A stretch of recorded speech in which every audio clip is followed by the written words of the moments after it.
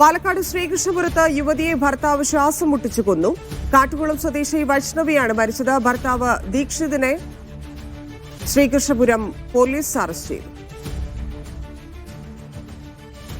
ചെറിയ സംശയങ്ങളുണ്ടായിരുന്നു. അതിന്റെ അടിസ്ഥാനത്തിൽ തൃശ്ശൂർ ഫോറൻസിക് ഡോക്ടറെ കൊണ്ട് പരിശോധിപ്പിച്ച് പോസ്റ്റ്മോർട്ടം നടത്താനുള്ള നടപടികൾ സ്വീകരിച്ചു. അതൊരു സ്മോദറിംഗ് ആയിട്ട് ഉള്ള സംഭവമാണെന്ന് തെളിഞ്ഞ് ഇന്ന് അറസ്റ്റ് ചെയ്ത് കോടതിയിൽ ഹാജരാക്കുന്നതാണ്.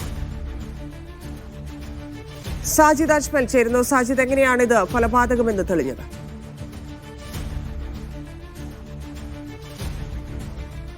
ധന്യ, കഴിഞ്ഞ ദിവസം അതായത് മിനിഞ്ഞാന്ന് രാത്രിയാണ് ഈ വൈഷ്ണവിയെ ഒരു അബോധാവസ്ഥയിലായ നിലയിൽ ഈ സ്വകാര്യ ആശുപത്രിയിൽ പ്രവേശിപ്പിക്കുന്നത്.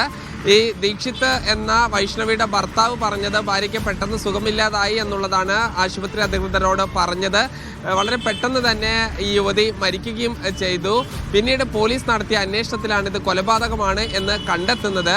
ഈ പോസ്റ്റ്മോർട്ടം റിപ്പോർട്ടിൽ ശ്വാസം മുട്ടിച്ച് കൊലപ്പെടുത്തി എന്നുള്ളതാണ്. ഇവരുടെ വൈഷ്ണവിയുടെയും ദീക്ഷിത്തിൻ്റെയും വിവാഹം 1.5 വർഷം മുൻപാണ് കഴിഞ്ഞത്. ഈ മറ്റൊരാളുമായി ഈ ഭാര്യയ്ക്ക് ബന്ധമുണ്ട് എന്നൊരു സംശയം ദീക്ഷിത്തിന് ഉണ്ട്.